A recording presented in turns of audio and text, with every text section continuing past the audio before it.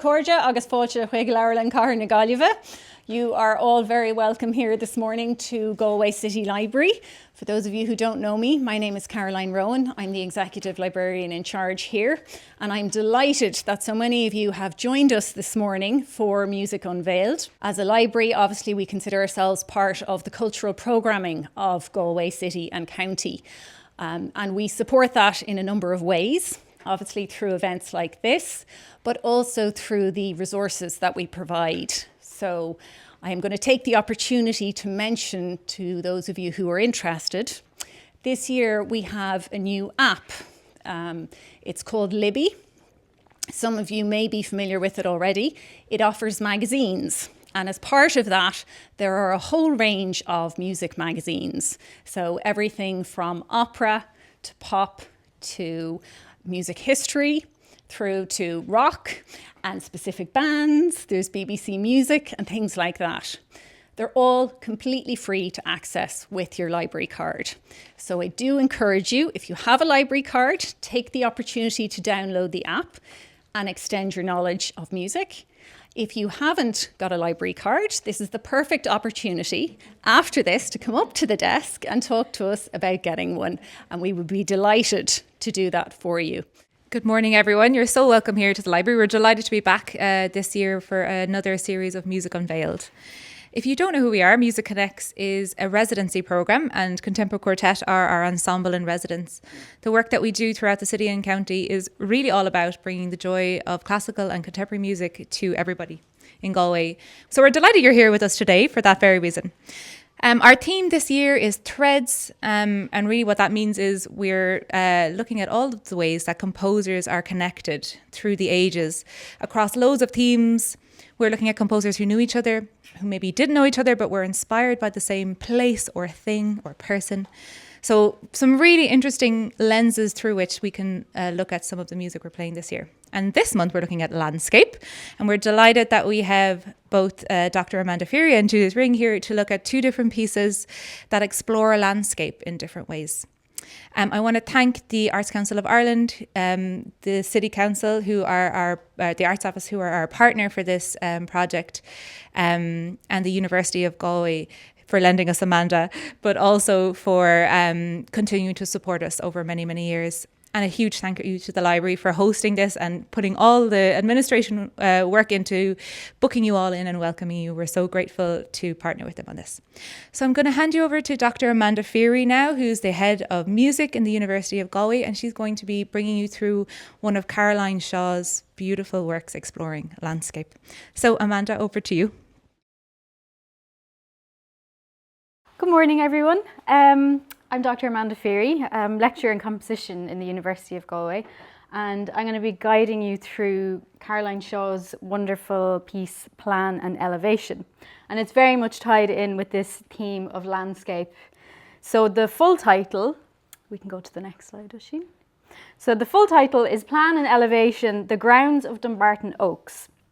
So Dumbarton Oaks was it is a historic estate in the part of the Georgetown district in Washington, D.C. in the United States.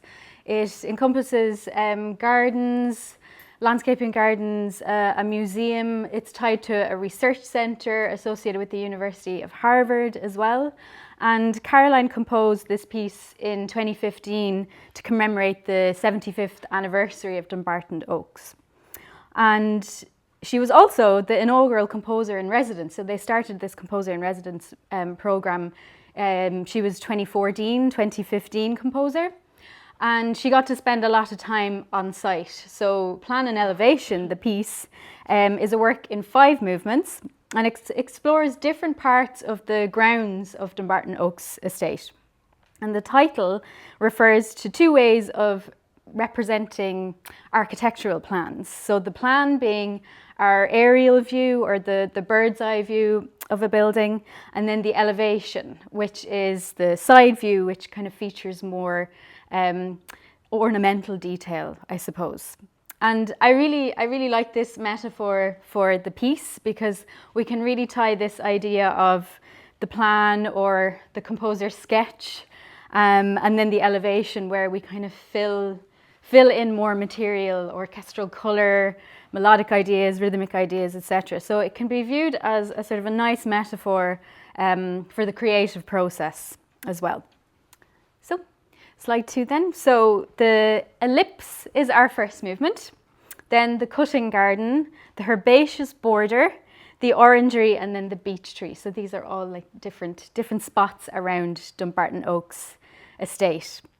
And each movement is based on what's called a simple ground bass line, and then that ground bass line in each movement supports different concepts and different musical ideas. So I suppose the sort of Baroque era definition of a ground bass is a repeating bass line where there's harmonies over that line, there's melodies over that line. The way Caroline sort of uses this as an impetus for different movements is shaped in very different ways. It's not necessarily a bass line, it might be an accompanying line across other musical ideas as well. So next slide. So a bit more information about Caroline as well is that she is a violinist and she's a vocalist, and she established her very first string quartet when she was in high school. So making business cards for her string quartet and really kind of diving into not only the great quartets of classical romantic eras, but even looking at contemporary stuff as well. So they were, amongst that quartet, they were really challenging each other. But she has this really deep relationship with music of the past, and I think she engages with that in a really fresh way. There's a lot of conversation with the music of the past, and it's a huge part of her voice. But the way she shapes it in her music, she can recall it like a sort of an after image in her music. It might be sort of a hazy representation of a quotation of an older piece or an excerpt. But there's always like a kind of a new colour or a new musical narrative around these sort of references to music of the past. So the first movement then, the ellipse, so this explores the idea of, I suppose, just the circle, the idea of the circular in music and art, this idea of like infinite repetition. And what this came from spending time at the Dumbarton Oaks estate was that Shaw was really inspired by the same walk she was taking basically every day around this, it was kind of this stone path around one of the gardens. And she repeatedly took this walk, so she was kind of interested in what the circular could be represented in this movement. So we'll listen to excerpt 1 first, and this is basically a repetition of a chord progression that becomes kind of increasingly dense in texture, and that's through the use of double stops. So maybe, do one of the quartet want to demonstrate a double stop or explain a double stop?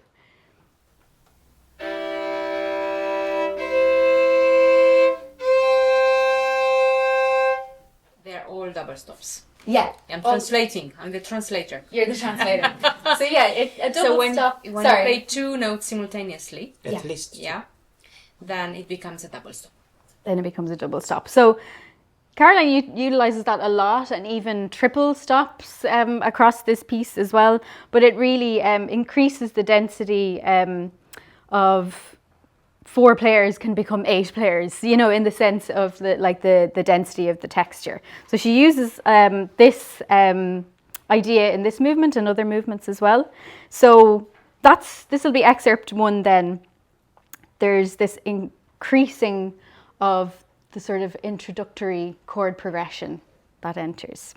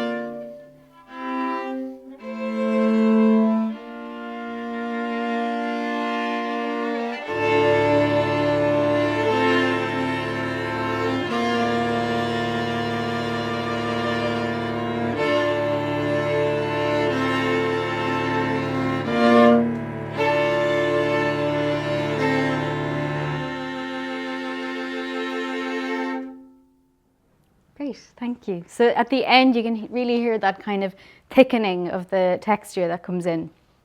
So excerpt 2 then is basically a repetition of this ground bass concept or ground bass idea through a very simple plucked string pizzicato accompaniment. And this is where we get some of the melodic lines that Caroline Shaw has referenced as cantabile in the score, which is in a singing style, basically, is what it means. So she really wants these melodic lines to come out of the texture.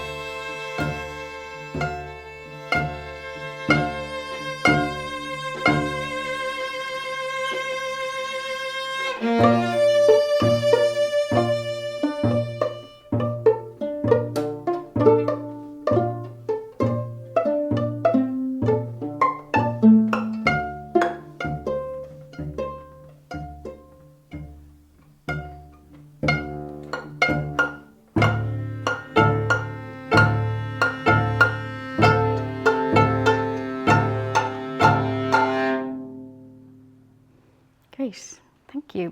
Sorry, I just realised, can people see the slides okay? I'm not like standing completely in front of them. Great, so the next slide and our next movement, second movement of plan and elevation then, is called the cutting garden. And this is a real movement of past quotations. So this is really where Shaw is engaging with previous quartets that she's performed and that she's interested in. And these quotations basically represent the variety of flowers that grow on the Dumbarton Oaks estate.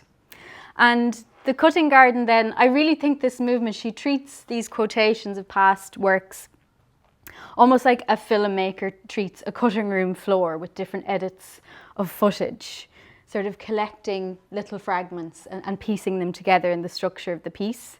She references these older pieces, but abruptly kind of cuts between excerpts of some of her own older string quartets that she's composed herself.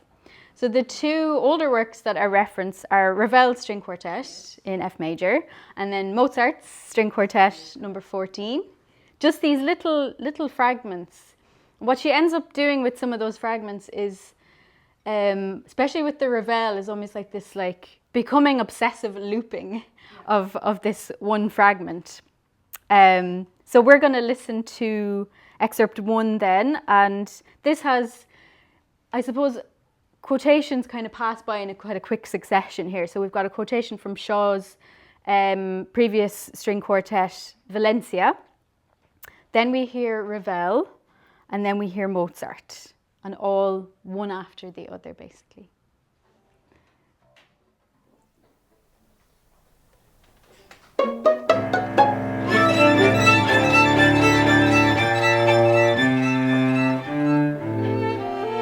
Here's the Ravel.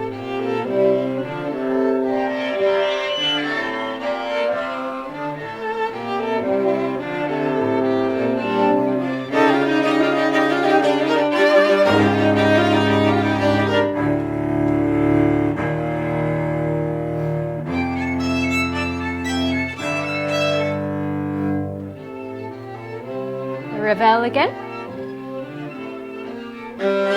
And Mozart.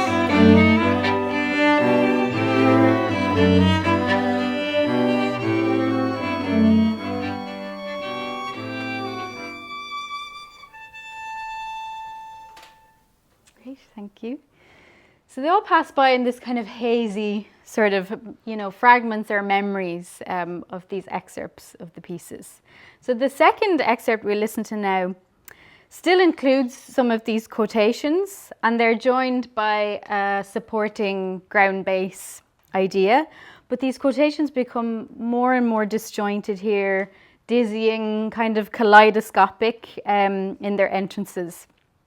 And then the ground bass increases with a lot of textural density and a thickening of the texture.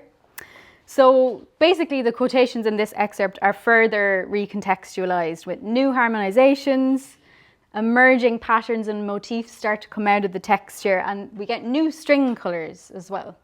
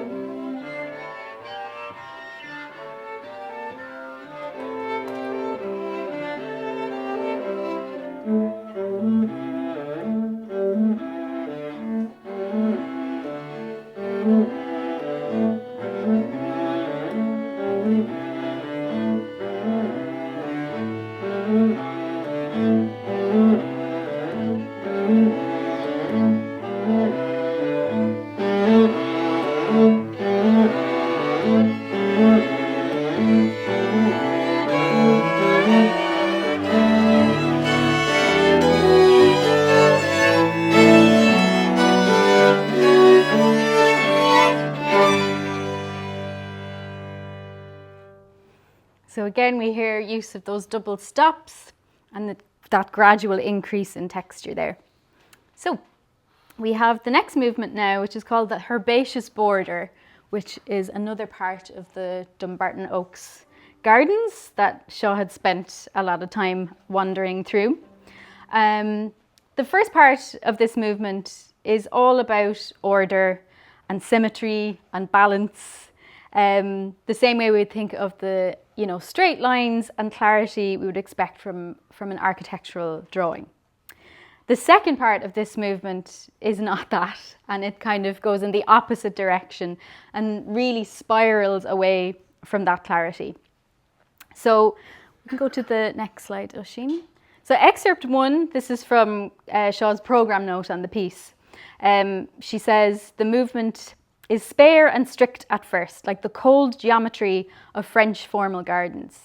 And another little anecdote about Caroline's sort of musical background. When she was an undergraduate student, she got funding to go abroad for a year. So instead of going to another music school or another conservatoire university, she spent the whole year in France studying French formal gardens, which I think is amazing because for a musician to go and do that, it really says how kind of interested and curious they are about structure and sort of planning.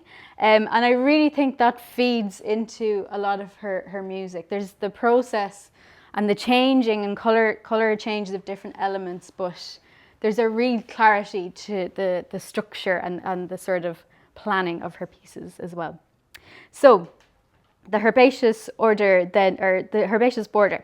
The start of this excerpt 1 then, it's a very austere chord progression, really presenting the bare bones harmonic material that we hear at first.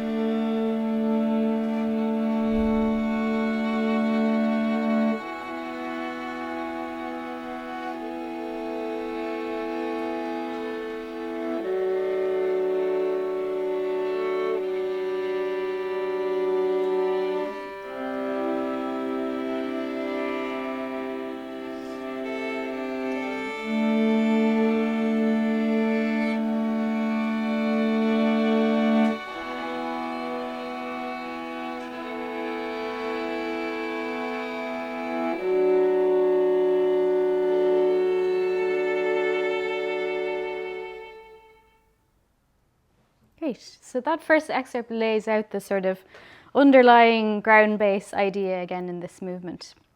So excerpt 2 then is where we hear the introduction of very lyrical melodic material. And if you can imagine a painter at their palette sort of starting to smear the colours with the brush across the palette, this is kind of what happens melodically in this part of the movement. It's like this kind of smearing effect across the texture of the melodic material, supported underneath by the harmony. This is where we get the element of disorder entering into the piece. So the material really begins to unravel here through a gradually ascending arpeggiated figure.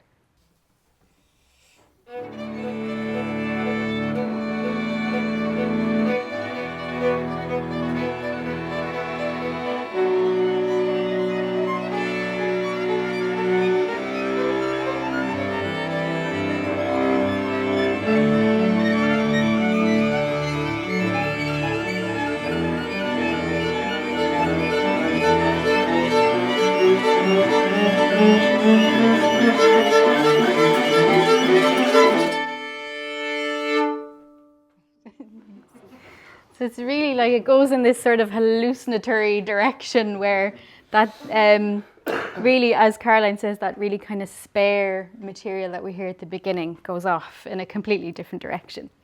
So the next slide then, we have the next movement called the Orangery. And here's a picture of the Orangery from Dumbarton Oaks. And the preoccupation then with this movement for show was the exploration of light and the movement of light. So the sunlight coming through the roof and these sort of windows as part of this building. So a lot of the material in this movement evokes the sort of dance of sunlight as it hits foliage within this orangery room.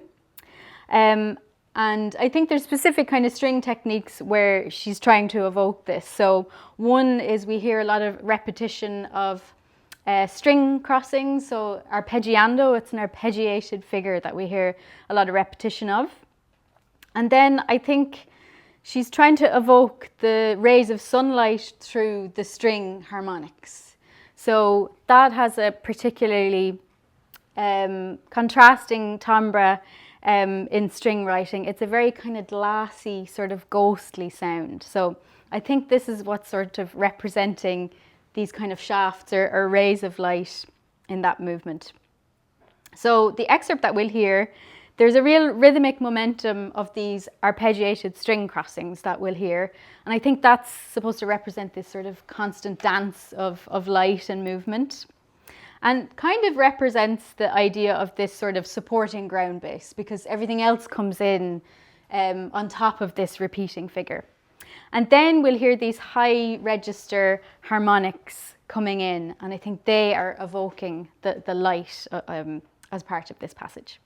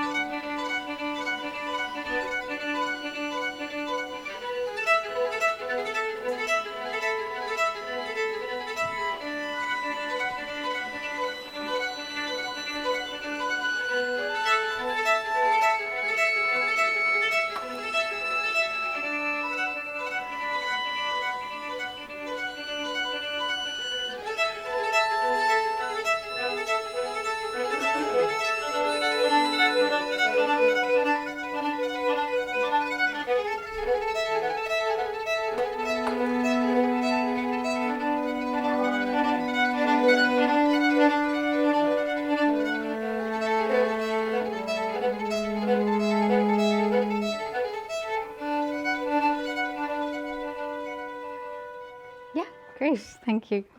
So the next slide then, we're going to look at the final movement of plan and elevation, which is the beech tree. And here is a picture of the beech tree that Shaw spent a lot of time sitting under whilst being composer in residence at Dumbarton Oaks. So the This is just a quote from Shaw's program note. The movement, like the tree, is strong, simple, ancient, elegant, and quiet. So we'll hear one excerpt from this movement, and again it starts with this ground bass idea and a harmonic progression played pizzicato. So in this movement, Shaw is instructing players to play semi-improvised rhythms. So she's given you the pitches, she's given you the pitch material, but she hasn't given you any rhythms, just kind of instructions. These pitches gradually ascend in register. So what results when all these improvised rhythms come together on the pizzicato pitches is a very active texture that almost feels like resembles rainfall kind of falling through the tree branches of the beech tree.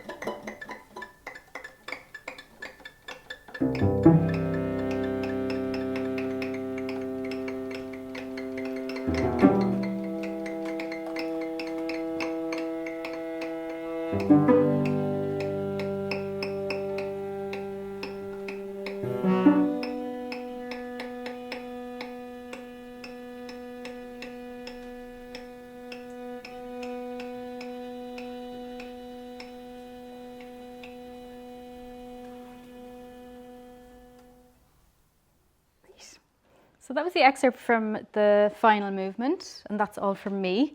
So we'll hear performances of two of the full movements, is that it? So was it the cutting garden and the beech tree, the last movement? Okay, great. So you'll hear full performances of those. Thank you very much, everybody. Thank you.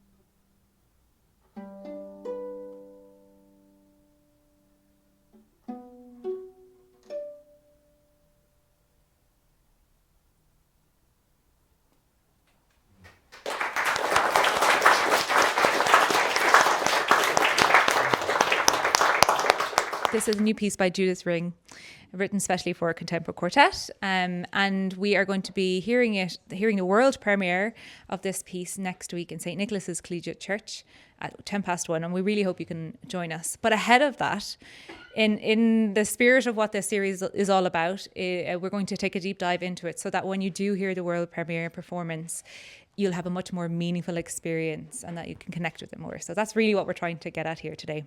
So I'm going to hand you over to Judith now. We're delighted she's with us today, and she'll be back with us again next week for her world premiere. Good afternoon. I guess it's almost afternoon. Maybe it is afternoon already. It's very nice to be here. Thanks so much to Maeve for organising all this and everybody involved here. There's a big team of people. It's quite the mission. And of course, ConTempo, the most wonderful musicians that you could ever get to work with. I'm so honoured and proud that they are going to be playing my piece next week, and that we get a chance to actually run through a few bits today, because this, as Maeve said, is the first time we've kind of all had a look at it together.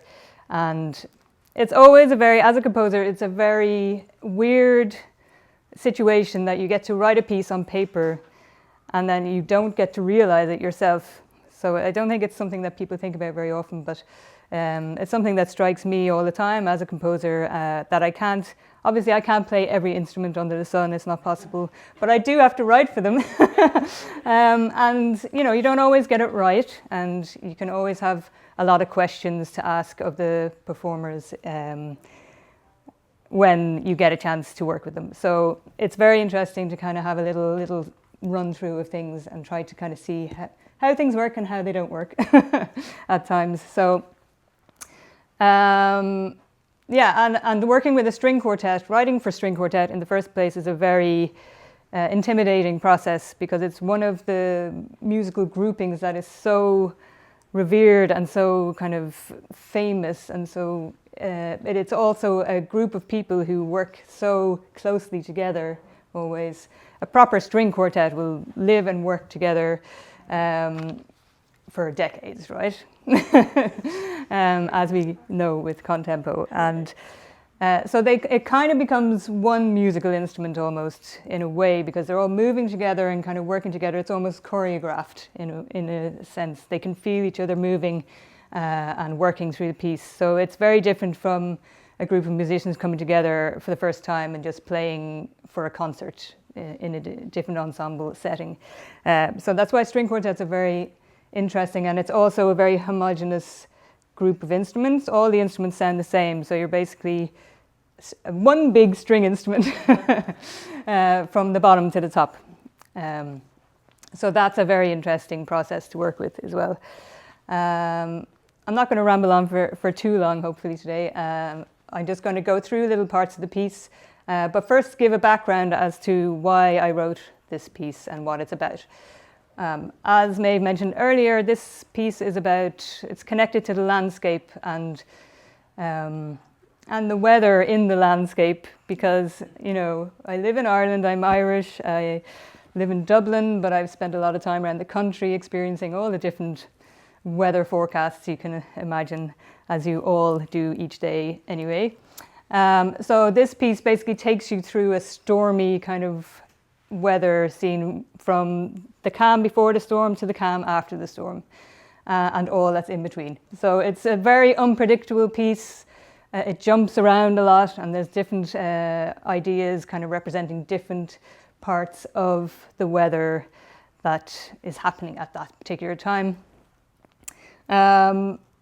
And I really love, I think, engaging with the landscape and the weather in Ireland, it makes you appreciate the weather, even though we all hate it, right? I mean, none of us enjoy the blustery, rainy nonsense we have to deal with all the time. But if you actually observe it and observe the beauty and the energy and the excitement that surrounds particularly a stormy day of weather, it's quite uplifting and energizing, for want of a better word. And you can really kind of observe different colors and textures and bring them into a piece of music in different ways. And this has been done through the centuries by many, many composers. It's not a new concept or idea, but it's something the weather is always very inspiring for composers, for the simple fact that you can represent it quite interestingly through music, so in different ways. I was actually inspired by the weather down in Kilrealig, down in Kerry. I was on a residency there in this secret group of famine cottages that they renovated on one of the cliff faces down in, I think it's, I'm not going to say exactly where it is, but I'll give it away. But basically you come out of these cottages and you're like faced with the ocean and all the magnificence of the weather that comes in over the sea each day. Every day I went outside my door, there was a different set of kind of madness going on, whether it be the sunlight on the water or complete, clouds coming in over the water that you can't see the hills or the sea anymore. Like just constant, very exciting, very energetic, very inspiring weather, for want of a better word. So that's where I got the concept, the seed of this piece into my brain. And I've been kind of working on it, chipping away at it for a few years now. It's kind of been crazy. And it's interesting to see how it comes together and how it might work as a piece next week when we hear the whole thing. So there's various little... could you show, Oisin, just the... So yeah, this page just shows a few of the little extended techniques, so techniques that wouldn't typically be used in the past on strings, but are quite common now. There's little harmonics, like we just saw in Caroline Shaw's piece, natural harmonics and artificial harmonics. Just they're the ones that give the icy, glassy kind of feel and this kind of mysterious, eerie vibe. And then there's just some other circular bowing ideas where they have to bow in a circular motion instead of up and down. Yeah. Would you like us to demonstrate? Sure, yeah. Circular bowing? Maybe some circular bowing. Yeah.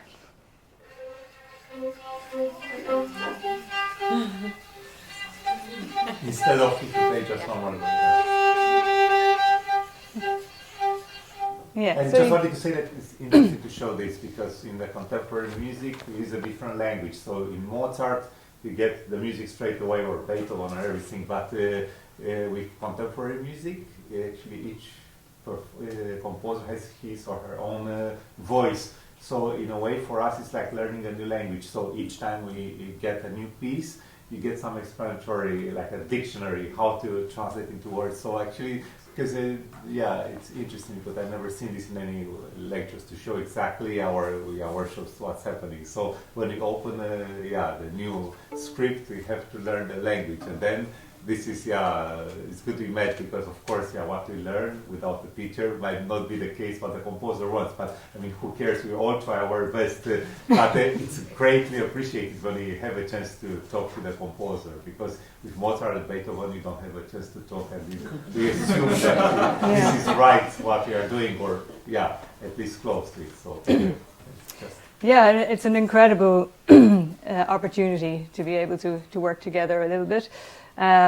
It's also hard to write these things down because there's sometimes not a generic way of writing down these new sound ideas. So there's different ways of writing things down.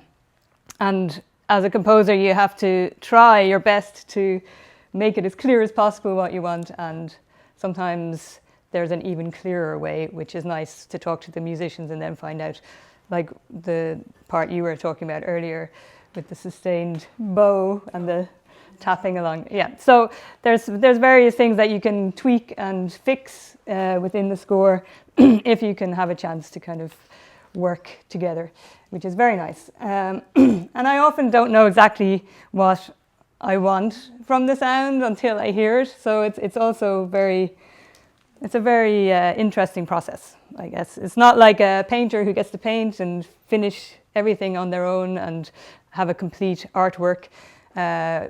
Working as a composer is definitely very much write the piece and hand it over and hope to God that the musicians can play it, and that it makes sense, and that what you've written down makes sense. So yeah, there's a million different ways to kind of go about it, which is what makes it so challenging. So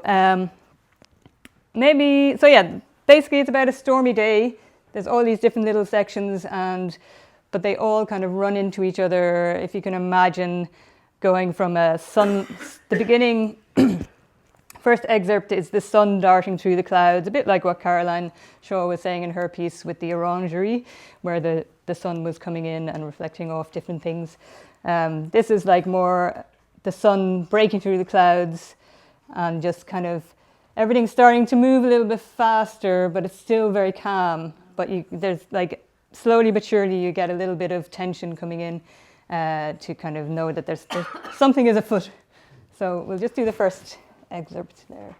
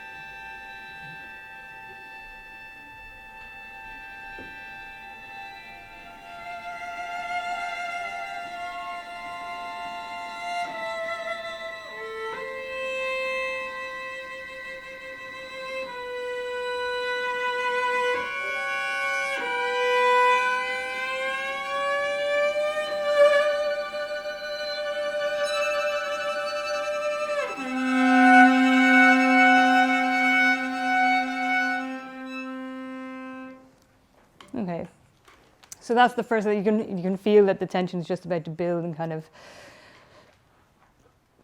develop into something else as the sun is disappearing from our lives. And then there's ebbs and flows in this, and there's times where it comes back and where the sun peeps through again. And so section B, there's kind of an eerie wind and energy starting to build in the air, and you've got the violin one on this artificial harmonic little tune that's giving a bit of an eerie feel, and then there's a kind of lightning motif. It's very interesting. I think it's useful that I'm talking about this with you as well. I think it gives you more idea what it's about. There's a bit of a lightning motif that comes in, I think, in violin 1 and bar 30, is it? Yeah, those little, let me go down. So these little motifs here is molto sol ponticello and tremolo. So it's very fast, it's more like a gesture than a, yeah, so you get this kind of lightning shot of an idea coming into the picture. And that comes in the different instruments bit by bit. So maybe we can do B, please.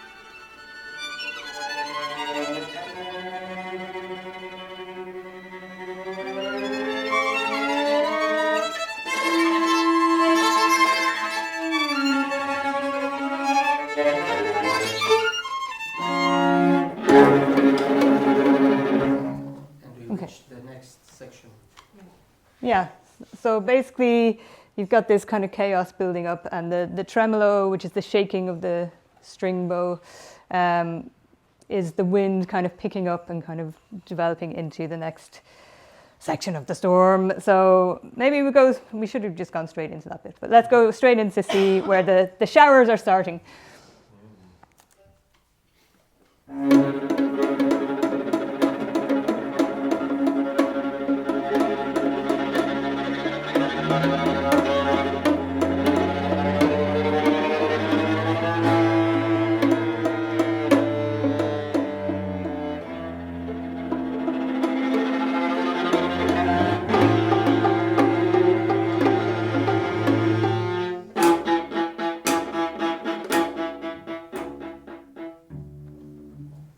Yeah, thank you.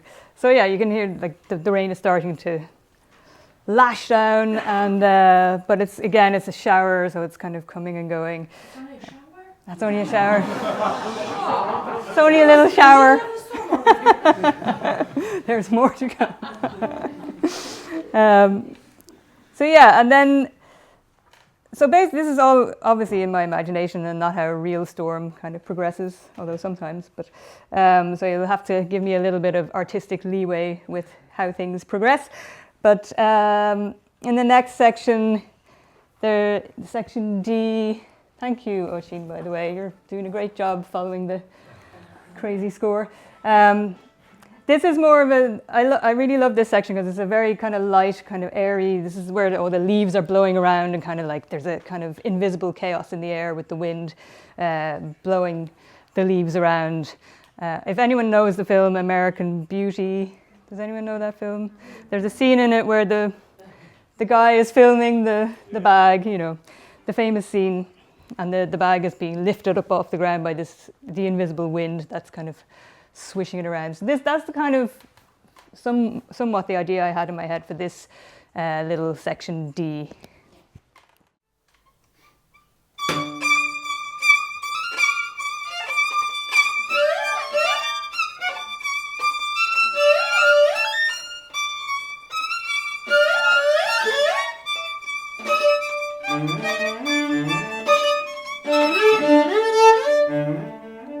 Yeah, so that kind of like develops and builds up with the leaves blowing and floating around the air. So it's a lovely little playful kind of section before we get into, I think we'll skip E and go to F, which is 75, yeah. So this is a kind of a transition, a very kind of dark, intense transition into, actually we'll go straight through from F to H, if that's okay, yeah. So you're going basically this very intense, dense double stops you're seeing here again that you had in Caroline Shaw's piece to make a really kind of deep, rich sound. And then you're going to go straight into, so this is darkness descends before the storm, and then straight into peak chaos, wind everywhere, blowing madness.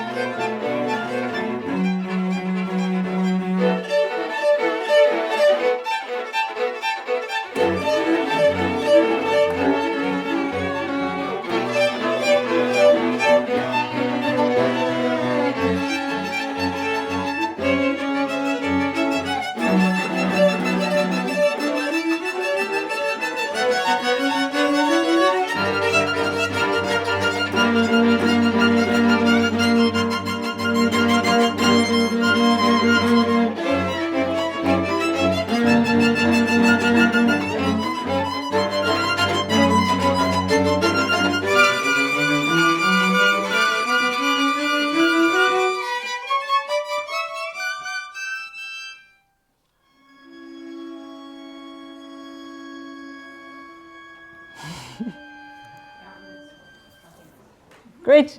So yeah, it kind of builds into this very energetic, chaotic, terrifying. It's the scary part of the piece, and then that falls away into this very mysterious, calm, eerie moment where the clouds are coming in over the sea and over the mountains, and there's nothing to see anymore. It's just this mist and kind of strange, cloudy essence in the air. So this is a very, very kind of beautiful, kind of eerie, ghostly section where the storm has kind of abated for a little bit, and we get this kind of moment of what's happening, but it's beautiful. And yeah, so let's go H, please.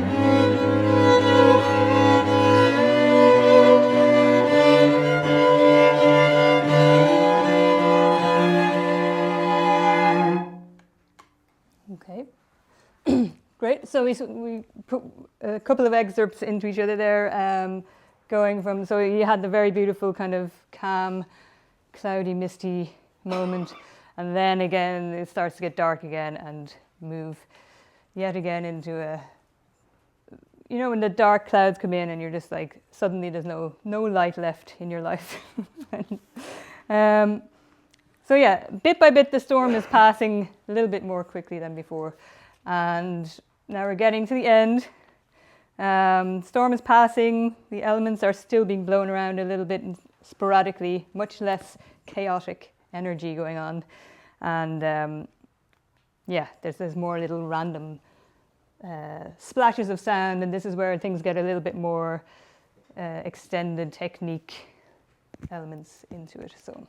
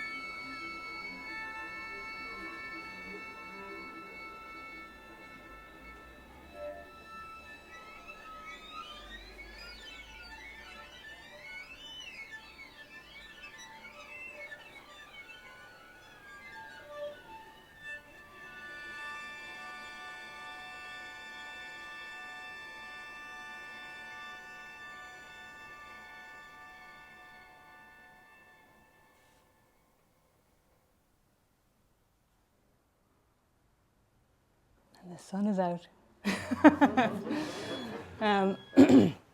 Yeah, so basically everything starts to calm down, dissipate, and the sun starts to bleed through again. And we can rest. We've survived another storm. So that's it. Thank you so much. Thank you so much, and thank you all for being here. Thank you.